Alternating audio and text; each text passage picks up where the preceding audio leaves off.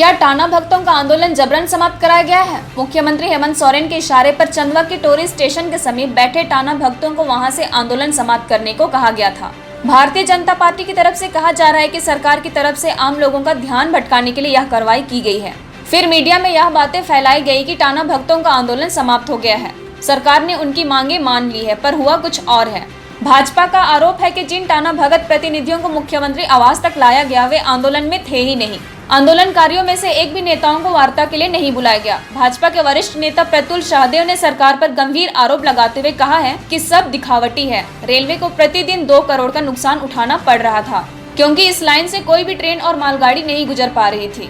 कल देर रात को मुख्यमंत्री जी कहते हैं कि जो स्वतंत्रता सेनानी टाना भगत हैं, जो आंदोलन कर रहे हैं टोरी में रेलवे लाइन पर, उनको वार्ता के लिए बुलाया जाएगा।